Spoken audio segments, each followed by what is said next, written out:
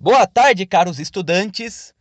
Na aula de Sociologia de hoje, nós continuamos com um tema sobre memória, mas dessa vez nós iremos falar sobre memória individual e memória coletiva. Então, começando a memória individual. O que é a memória individual? É a memória subjetiva, é a memória dos sujeitos, né? Como o nome sugere, é a memória do próprio indivíduo. Então, a gente parte do pressuposto de que todo indivíduo possui uma memória. Então, todo indivíduo ele possui uma memória individual. Ele tem uma memória relacionada aos acontecimentos sobre a sua própria vida. Ele tem uma memória relacionada à sua própria vivência e à sua própria existência. No entanto, a relação entre memória individual e coletiva é uma relação bastante complexa, Porque, sobretudo, nós devemos ter em vista que a memória, embora ela ocorra por fatores biológicos, embora ela compreenda uma série de conexões neurais e armazenamento em diferentes locais do sistema nervoso central, a memória ela também é cultural. Então, mesmo a memória individual, ela também, embora seja um fenômeno biológico, ela possui impacto cultural, Então, mesmo que cada pessoa tenha a sua memória particular, a sua memória individual, essa memória individual, ela se relaciona à memória coletiva. Ela se relaciona à memória dos grupos do qual ela faz parte, assim como dos seus posicionamentos, experiência de vida e seus múltiplos pertencimentos, que acabam tendo impacto também na sua memória individual. Para pensar a questão de como a memória ela está atrelada à cultura, nós podemos ter em vista o antropólogo Frederick Bartlett, o antropólogo britânico Frederick Bartlett, que escreveu em 1932 um texto chamado A Memória. E o que ele trata nesse texto chamado A Memória? Ele fala que a memória individual é social na medida em que opera nas concepções simbólicas e culturais para o armazenamento e seleção daquilo que deve ser lembrado. O que isso quer dizer? Quer dizer que os indivíduos eles se lembram com base em aspectos culturais. Então, embora a memória ela seja um elemento biológico, o que nós lembramos e como nós lembramos tem a ver com a nossa cultura, tem a ver com a sociedade da qual nós fazemos parte, segundo Bartlett. Então, nesse aspecto, embora todos os indivíduos sejam capazes de memorizar, de lembrar, a forma como isso ocorre pode variar culturalmente. Ou seja, algumas culturas, lembrando sobretudo aquela questão de que a memória ela tem vínculo com o afeto, em vínculo com a afetividade, que também pode variar culturalmente, o armazenamento de informações ele pode ser bastante diferente entre culturas.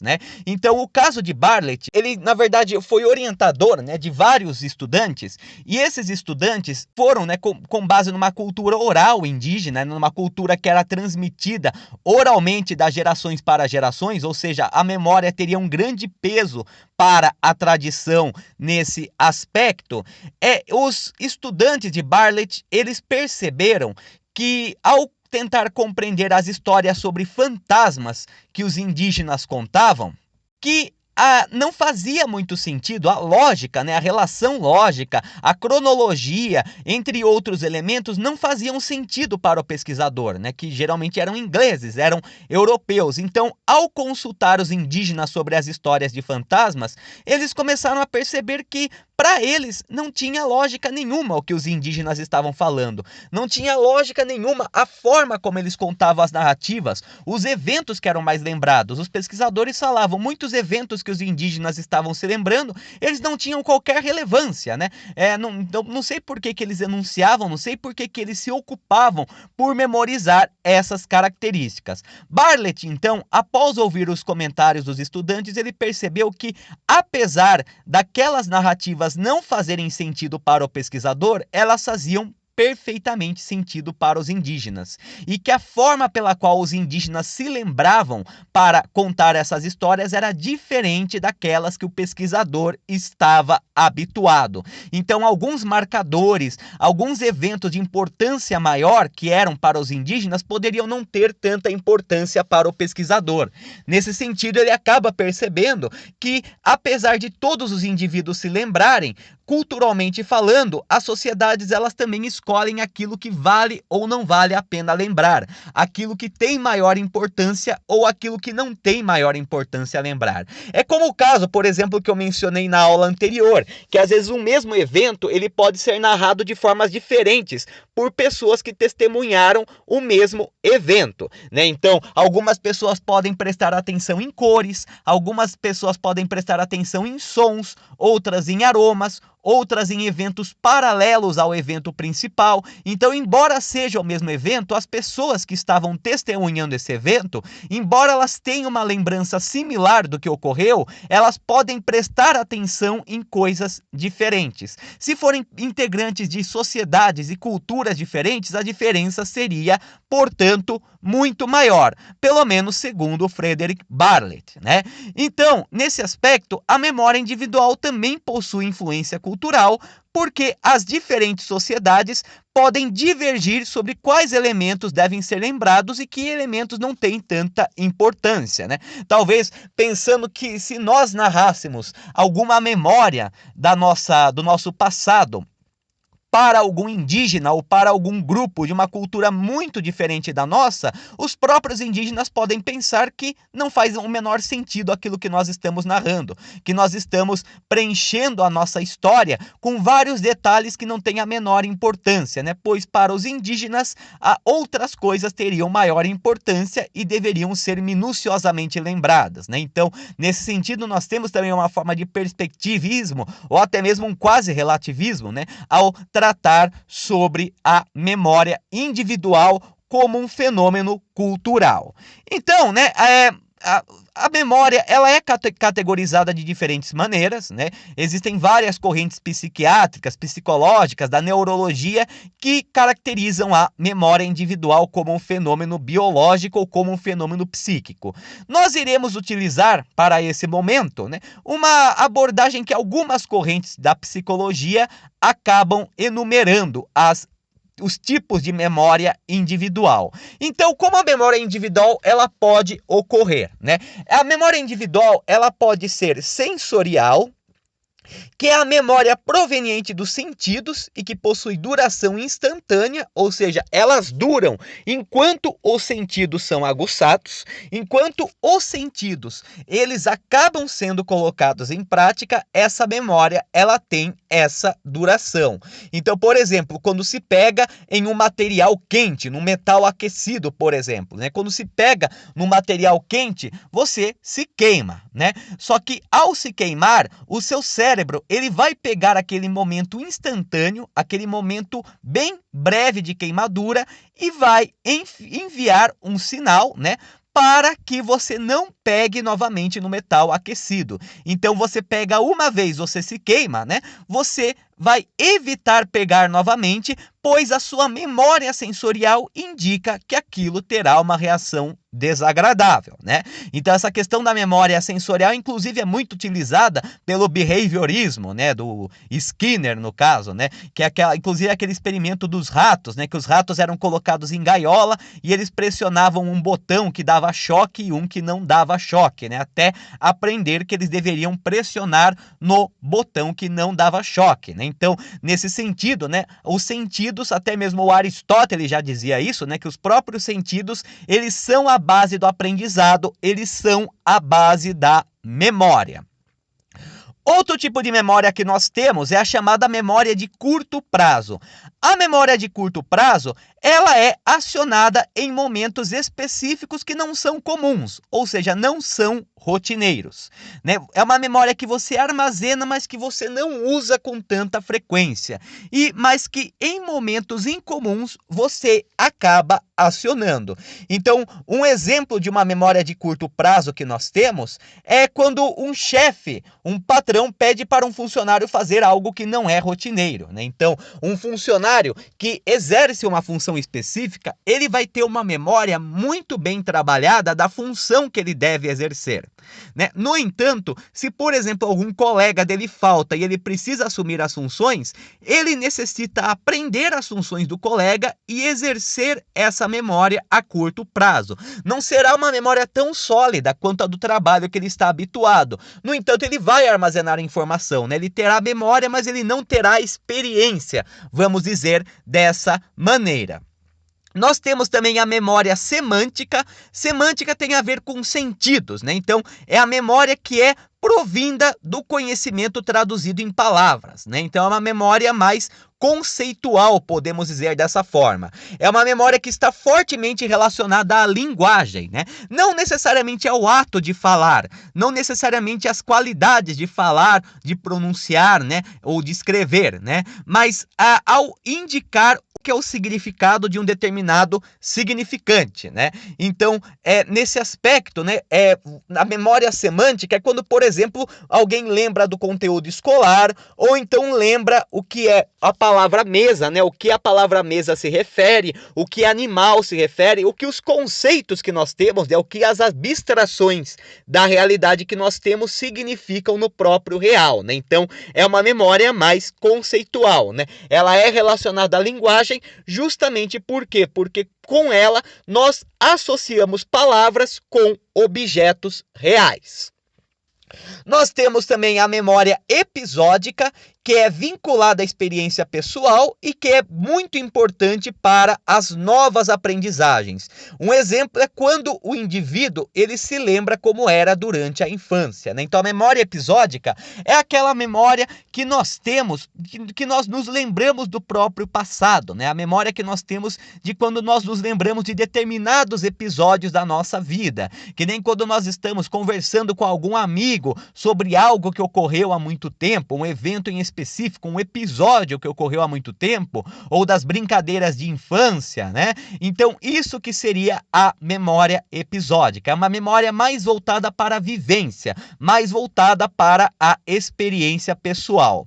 Nós temos a memória processual, que é vinculada a conhecimentos automáticos. A memória processual, ela diz respeito a habilidades que nós desenvolvemos, né, e que nós cotidianamente colocamos em prática. Então, a memória processual seria, por exemplo, a memória que nos permite saber escrever, dirigir um carro, andar de bicicleta, exercer alguma função em específico, né? Seria tipo a memória de longo prazo, podemos dizer dessa forma, né? Quando você trabalha em um determinado ofício e você sabe muito bem qual a prática que você deve fazer, né? Então, a memória processual é a memória de habilidades corriqueiras, né? Habilidades cotidianas nas quais nós estamos acostumados a fazer, né? Então, por exemplo, como a escrita, como manipular um veículo, né? Como, por exemplo, consertar um objeto, né? Isso que seria a memória processual.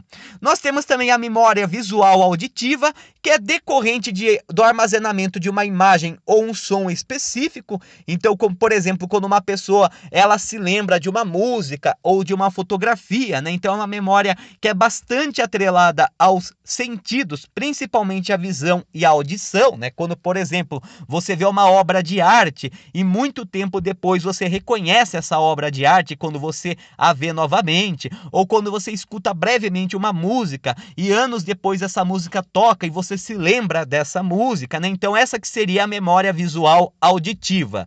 E a memória de representação perceptual, né? A memória de representação perceptual, ela diz respeito à rede de conhecimentos que é ativada pelo cérebro a partir de um estímulo específico, né? Então, inclusive, nós temos o caso, né, do psicólogo Pavlov, né? O Pavlov que trabalhou a questão do reflexo induzido, né? O que seria isso, na verdade? Seria, por exemplo, ele fez uma experiência com o cachorro dele, no qual ele sempre tocava um sino antes de dar comida para o cachorro.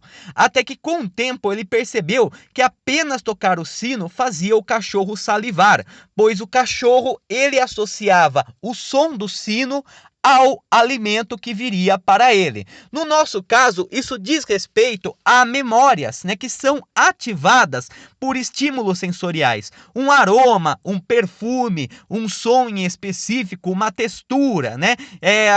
O chamado efeito Proust, né? Do escritor Marcel Proust, né?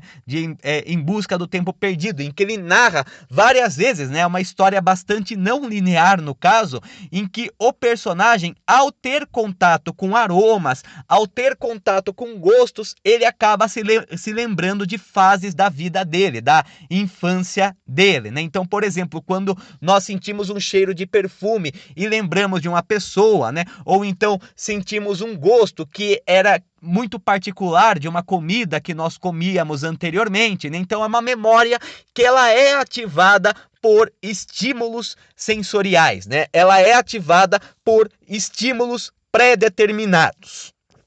Então, né, nesse sentido nós temos, né, a memória, né, que muitas vezes é caracterizada também em memória de curto prazo ou de longo prazo, dependendo das correntes, como a memória de curto prazo, que seria a memória sensorial, a memória de trabalho, a memória de curto prazo, propriamente dita, né, e a memória de longo prazo, né, que pode ser a declarativa, vinculada aos episódios ou então aos conceitos, ou então a memória procedimental, né, que tem a ver com as habilidades e os hábitos e o condicionamento clássico, né? Então, nesse aspecto, a memória individual, ela é bastante diversificada, ela é bastante complexa, né? Como eu falei anteriormente, a memória, ela é armazenada em diferentes regiões do cérebro, por isso que às vezes uma pessoa ela pode esquecer de algumas coisas, mas lembrar perfeitamente de outras, né?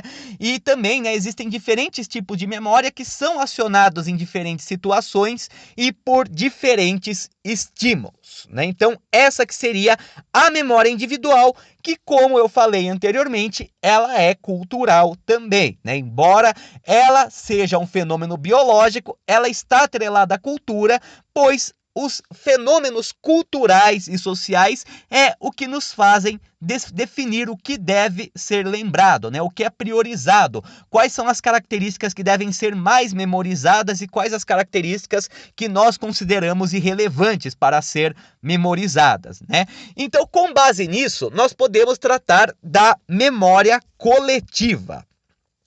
E no que consiste a memória coletiva? A memória coletiva é a memória dos grupos, né?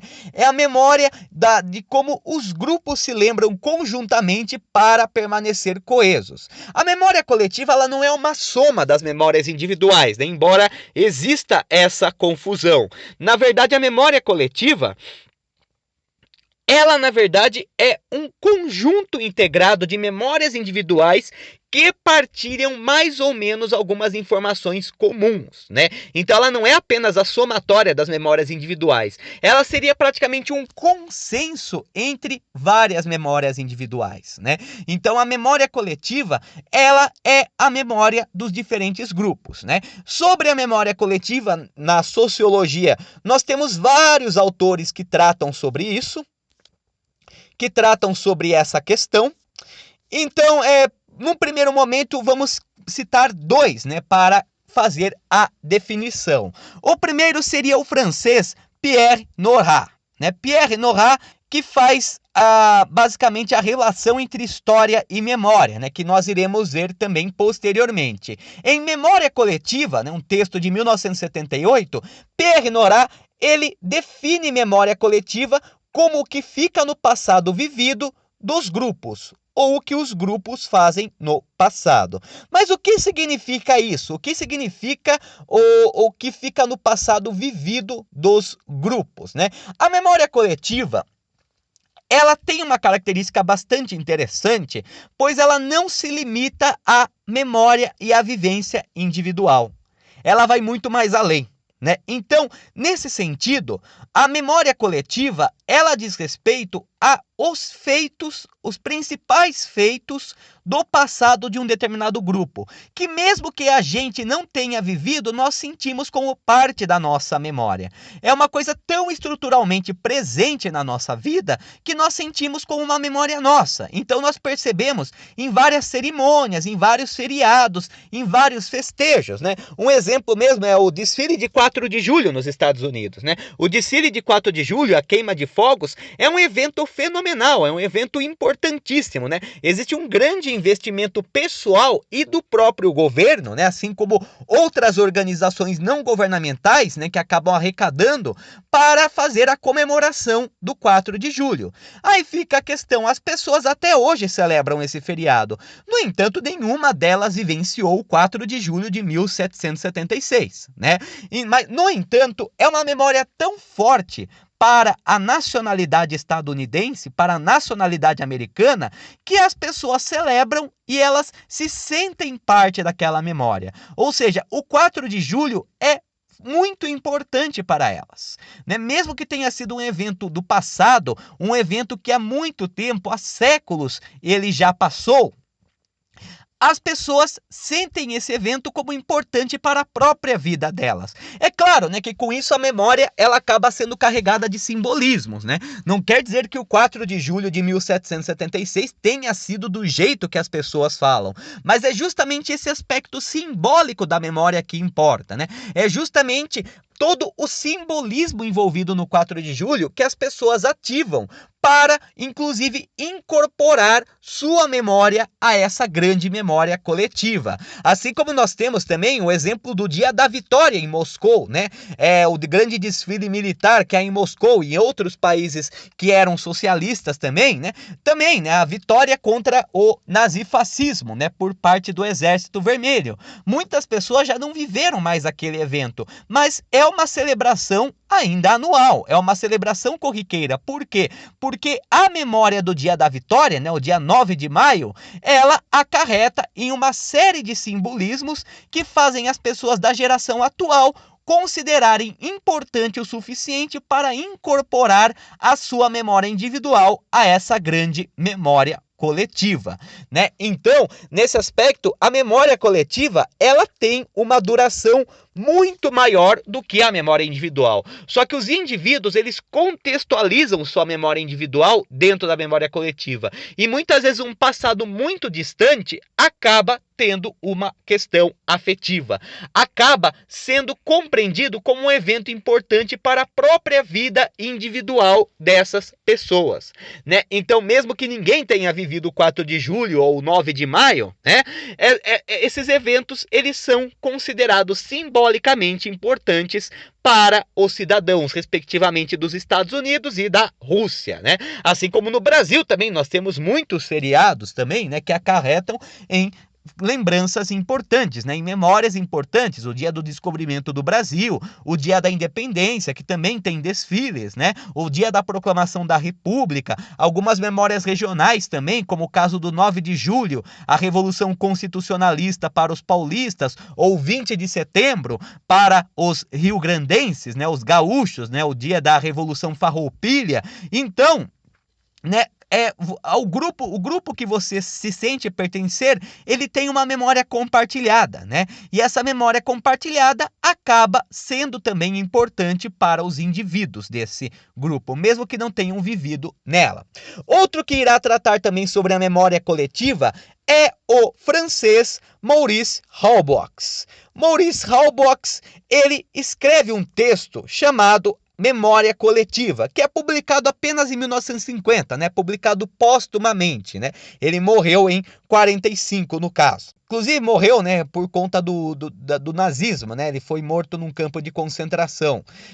Então, em Memória Coletiva, ele afirma o que exatamente? Ele afirma os vários pontos da memória coletiva, segundo Maurice Halbwachs. O primeiro ponto é que as lembranças individuais estão em quadros coletivos que sustentam e contribuem para organizá-las, né? Então, o que isso significa? Significa que, na verdade, os indivíduos que pertencem a um grupo, ou pertencem a vários grupos, no caso, eles contextualizam a sua memória individual com base na memória coletiva. Para a memória coletiva fazer sentido, ela precisa ser palpável, ela precisa ter grande significado. E, além disso, ela precisa ter um significado compartilhado também, né? Então, a memória, nesse aspecto, ela também tem um jogo de poder, né? Afinal de contas, como nós veremos, as relações de poder que definem o que deve ser lembrado, o que deve ser esquecido ou então ocultado. Então, segundo Halbach, o indivíduo pode possuir tantas memórias quanto os grupos que pertencem, pois a memória se altera conforme a posição que o sujeito ocupa. Então, nesse aspecto, né, o Halbach ele considera, né, isso inclusive nós já havíamos tratado anteriormente, que o indivíduo ele não pertence a apenas um grupo, a uma coletividade. Ele pertence a vários grupos, a várias coletividades. No entanto, ele aciona o pertencimento a uma coletividade em específica para os momentos específicos. É aquela velha história, por exemplo, você é brasileiro, né? Mas enquanto você está com outros brasileiros, a sua identidade de brasileiro não aflora tanto. Já se você está no exterior, sua identidade de brasileiro aflora mais. Se por acaso você está no Brasil, suas identidades regionais ou locais, seja do estado ou seja da cidade da onde você veio, acaba aflorando mais do que a própria identidade nacional. Da mesma forma, nós temos também a questão dos grupos sociais, né, pelo qual o indivíduo faz parte. Então, a memória ela também pode se vincular à etnia, ela pode se vincular à religião, né? Então, você, quando for oportuno, você ativa uma identidade religiosa, católico, protestante, muçulmano, ortodoxo, judeu, né, entre tantos outros, budista, né? E, no caso, você vai retomar a memória do seu grupo religioso. Ou então, em grupos raciais também, negros, brancos, indígenas, né? Asiáticos, né? Você também tem memórias relacionadas àquele grupo em específico que você aciona quando a sua identidade, quando o seu pertencimento relacionado àquele grupo aflora em uma determinada situação, aflora em um determinado momento. Então, o indivíduo, ele naturalmente pertence a vários grupos de interesse, não apenas um. Grupos de interesse que acabam sendo, que têm o seu pertencimento acionado em situações específicas. E quando essas situações específicas são acionadas, nós temos uma memória que diz respeito ao pertencimento daquele momento, uma memória que diz respeito ao grupo que o indivíduo se sente pertencer naquele determinado momento.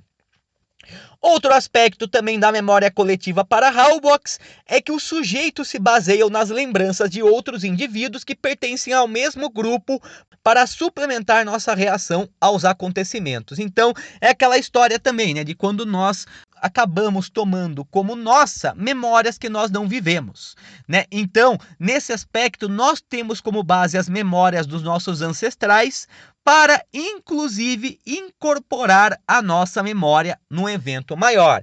Então, é quando, por exemplo, uma pessoa fala, meu avô dizia que no tempo dele acontecia tal coisa, né? Ela começa a narrar, né? Com base no testemunho do avô ou da avó, ela começa a narrar como se ela tivesse vivido naquele evento, né? Então, a partir das memórias das gerações anteriores do grupo ao qual você pertence, você acaba tomando essas memórias como sua. Você acaba se identificando com essas memórias, né? Por elas serem de membros do mesmo grupo ao que você pertence. Então, né, Halbach afirma que a memória coletiva, portanto, não se trata de uma soma de memórias individuais, mas cada memória individual é um ponto de vista sobre a memória coletiva, né? Então, uma abordagem bem perspectivista que o Halbach faz sobre a memória coletiva, né? As memórias individuais, no caso, elas não se unem para formar a memória coletiva, mas cada indivíduo ele observa a memória coletiva a partir de um determinado ângulo, a partir de um determinado meio, né? Então, nesse sentido, as memórias individuais, elas estão em perspectiva, elas não são apenas a soma, mas elas estão em perspectiva com essa memória compartilhada. Segundo ele também, a rememoração pessoal está nas múltiplas encruzilhadas das redes de solidariedade que estamos envolvidos, né? Como eu afirmei anteriormente, você acaba tendo várias memórias que dizem respeito aos diferentes grupos de interesse, aos diferentes pertencimentos que você possui. Os indivíduos se lembram, mas lembram como parte de um grupo, né? Então, mesmo a memória individual, ela não está desatrelada de grupos específicos. Então, mesmo que uma pessoa ela tenha uma memória só dela, ela encaixa essa memória com base nos grupos de interesse ao qual ela se sente pertencer. E que a memória coletiva engloba as individuais, mas não se confunde com elas. Ou seja, as lembranças pessoais mudam de aspecto na medida em que são substituídas em um conjunto que não é mais consciência pessoal. Então, né, aquela velha história, a memória, ela é dinâmica. Isso eu havia falado anteriormente. A memória, ela varia conforme os aspectos políticos, os aspectos econômicos, sociais, culturais, todos os aspectos da estrutura social, né, conforme quando eles variam, nós temos uma variação da memória, né? Isso tanto na memória individual, mas principalmente na memória coletiva. Na aula anterior eu havia dado o exemplo do Tiradentes, né, que o Tiradentes, ele inicialmente era tido como um traidor, como um vilão no período colonial e monárquico, mas que no período republicano ele passa a ser considerado um herói, né? Então, da mesma forma, as nossas memórias individuais, elas se adequam, elas se adaptam a essas mudanças na memória coletiva. Elas também se alteram com base nessas mudanças na memória coletiva. E, né, para evocar seu próprio passado, sua pessoa pode se apoiar nas memórias de outras pessoas e pontos de referência, existindo lembranças que são compartilhadas pela maioria do grupo e lembranças que são compartilhadas por alguns membros e evocadas em condições específicas. Então, né, para concluir, o que isso significa? Significa que quando uma pessoa ela evoca seu próprio passado, ela pode ter como base a memória de outras pessoas, sobretudo para ela lidar com eventos que não foram diretamente vividos por elas. E da mesma forma, né, ela pode se lembrar com base em alguns aspectos, né, em lembranças compartilhadas por alguns membros de seu grupo, né? Então, por exemplo, quando você tem memórias que não são relacionadas a um país em específico, né? Não é uma memória nacional, mas é uma memória vinculada a um determinado grupo, como a memória do movimento negro, a memória do movimento feminista, a memória do movimento operário, né? A memória dos judeus, a memória dos protestantes, dos católicos, dos muçulmanos, né? Então, essas memórias, né, você ativa também em conformidade com as situações específicas, na qual o seu pertencimento a um determinado grupo, ele é acionado com base em situações. E para encerrar na aula de hoje, nós iremos tratar sobre a transmissão da memória, né? A transmissão da memória, ela ocorre de que maneira, né? Ela ocorre com base nos processos de socialização. Nesse sentido, nós devemos retomar os dois principais processos de socialização. O primeiro é a chamada socialização primária. A socialização primária é um processo de integração social que ocorre durante a infância e parte da adolescência. Nesse sentido, o indivíduo adquire competências sociais básicas, assim como comportamentos, normas, valores e tradição. A socialização primária, ela pode ser dividida em duas partes, podemos dizer dessa forma. A primeira diz respeito à família, né? Então, quando uma criança, um bebê, uma criança na primeira infância, ela tem apenas contato com a própria família. Nesse aspecto, ela desenvolve a linguagem, a comunicação, a educação familiar, a tradição, os valores éticos, morais e religiosos, né? Então, a família acaba sendo o primeiro agente de socialização para o indivíduo. Depois ele entra na escola. Na escola nós temos a adequação social, né, que é o que o Durkheim chama, né, do fato social, né, quando o indivíduo ele passa a viver em coletividade, ele não é socializado apenas pela família e com isso ele acaba recebendo uma série de normas para a convivência social. Inclusive, o não cumprimento dessas normas implica na sanção, na punição. Então, isso que seria a socialização primária. Já a socialização secundária, É o processo de integração social a partir da juventude, né, em que você tem uma adaptação a novas situações sociais e que também implicam em novas competências. No caso, você ainda tem o processo de interiorização de modelos de comportamento, de normas e valores. No entanto, a pessoa ela acaba tendo uma independência maior nesse aspecto. A socialização secundária, então, é o que o sujeito aprende a partir da juventude, na vida adulta, que é o desenvolvimento de seus interesses, sua conformidade com grupos, né? Enquanto, por exemplo, na socialização primária, os únicos grupos do qual você faz parte é a família e os grupos de escola, a partir da fase adulta você começa a desenvolver grupos de interesse com base em aspectos específicos, ideologia,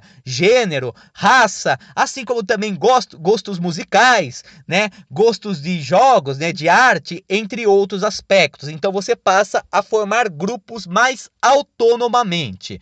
E, no caso, o indivíduo ele passa a ter consciência de seu papel na sociedade, pois geralmente ela está vinculada ao processo universitário ou ao processo trabalhista, né, em que o indivíduo ele acaba exercendo uma função e acaba tendo consciência de qual é o seu papel na sociedade. Então, os processos de socialização eles são fundamentais para a transmissão da memória. Tanto a socialização primária, em que nós teremos a família transmitindo sua tradição, sua memória familiar. Então, a escola, que será a grande responsável pela transmissão da memória nacional a partir da história, como depois também quando o indivíduo ele acaba se integrando a outros grupos de interesse e passa também a desenvolver uma memória atrelada a esses grupos de interesse. Então, sobre a transmissão de memória, né, entre os principais sociólogos que trabalham essa temática, nós temos o Michel Pollack, né, o austríaco Michel Pollack, em Memória e Identidade Social, publicado em 1992, em que ele fala da chamada memória por tabela, né, ou os acontecimentos vividos por tabela, em que ele define como acontecimentos não vividos pessoalmente, mas que possuem tanta importância para um grupo que o sujeito se sente como se fosse parte da sua vida. Por meio da socialização política ou histórica, ocorre um fenômeno de projeção ou identificação com um determinado passado, possibilitando uma memória quase herdada. Então, a memória por tabela, os acontecimentos vividos por tabela, são aqueles acontecimentos que a pessoa não viveu necessariamente, mas que tem grande importância para seu grupo social, a ponto de que a pessoa sente muitas vezes que viveu, que esteve presente nesses acontecimentos. É um acontecimento tão importante, tão marcante, a partir de monumentos, a partir de feriados, a partir de festejos, a partir também da memória dos mais velhos, né? Que a pessoa, ela sente como se estivesse presente lá. Ela trata um evento que pode ter ocorrido 200 anos antes dela como um evento que ela mesma teria vivido, né? Então, nós temos vários exemplos nesse sentido, né? De uma memória por tabela, como por exemplo o caso dos franceses quando falam da Segunda Guerra Mundial, né, da resistência francesa, ou então o caso dos britânicos também, né? Nós temos também quando, por exemplo, os turcos falam sobre o Império Otomano, né? Ou então, quando você tem, por exemplo, pessoas que são da geração atual, mas que falam do período socialista na União Soviética e em outros países da Europa Oriental, ou quando nós tratamos eventos chaves, né, que são muito marcantes, como a independência do Brasil, a independência dos Estados Unidos, a Revolução Francesa, né? São eventos que nós não vivemos, mas que estão tão internalizados em nós a partir do processo de socialização que nós sentimos como se fossem nossos, que nós sentimos como se nós vivêssemos esse período. Outros sociólogos que irão tratar sobre isso, nós temos a Ecléa Bose, né, que vai falar da memória e sociedade e lembrança de velhos, né, texto de 79, em que ele afirma, né, que os idosos têm uma função muito importante na transmissão da memória. Segundo ela, os idosos eles já cumpriram sua função social ao trabalhar. Então, os idosos eles cumpriram seu papel social ao trabalhar, então se aposentar. A função deles na sociedade passa a ser o guardião da tradição e o guardião da memória, né? Então, a importância dos idosos, pelo menos na sociedade descrita por Ecléa Bose, seria contar suas histórias aos mais jovens e assim perpetuar a memória da família ou do grupo, sociedade, até mesmo a memória nacional, né? Então, sobretudo em muitas sociedades tradicionais, né, em sociedades indígenas, nós temos ainda essa questão da grande presença, né, do ancião, do idoso como responsável por transmitir as memórias para o povo, né? Na sociedade industrial, como nós temos um grande processo de transformação com a tecnologia da informação, talvez até possa se considerar que isso esteja se perdendo, porque atualmente na sociedade industrial nós temos uma preocupação muito maior com o futuro, com o novo, do que com o passado, mas a preocupação com o passado ainda existe, né? E nesse sentido, os idosos acabam cumprindo também o seu papel social. Outra característica também que Clea Bose chama a atenção é que a memória dos mais velhos, ela é uma memória considerada muitas vezes como correta. E às vezes é muito utilizada também como uma espécie de prova. Ah, meu avô falou que tal coisa aconteceu na Era Vargas. Eu acredito que é verdade, mesmo que a escola diga que não, né? Por que nós temos isso? Porque os idosos, eles possuem uma memória atualizada e definida. Ou seja, eles vivenciaram quadros completos, finalizados. Eles vivenciaram períodos que nos permitem um afastamento justamente para poder compreender melhor. São quadros fechados, com começo, meio e fim. Já os jovens, eles vivem em quadros em andamento. Nós ainda não podemos analisar com a mesma precisão os eventos dos últimos 5 ou 10 anos com relação aos eventos de 50 anos atrás, porque esses eventos não estão finalizados, eles não estão fechados, né? Então nós não temos o distanciamento histórico suficiente para tratar de forma objetiva e imparcial, se é que isso é possível, né, a memória desses tempos recentes, né? Já os idosos, eles viveram vários quadros, né? Ao longo da sua vida, eles testemunharam vários acontecimentos finalizados. Por isso, muitas vezes, a memória deles nos passa a sensação de segurança. Por isso mesmo, nós usamos até mesmo a memória dos mais velhos como uma forma de confrontar a história oficial ou a memória que o Estado quer que nós acreditemos, né? Então, essa é uma particularidade também da memória dos mais velhos. Walter Benjamin, né, o filósofo, ele em um dos seus ensaios, o narrador, Considerações sobre a obra de Nikolai Leskov, ele fala do anjo da memória, né, em que ele fala que o narrador, ele conta o que ele extrai da experiência, sua própria ou aquela contada por outros.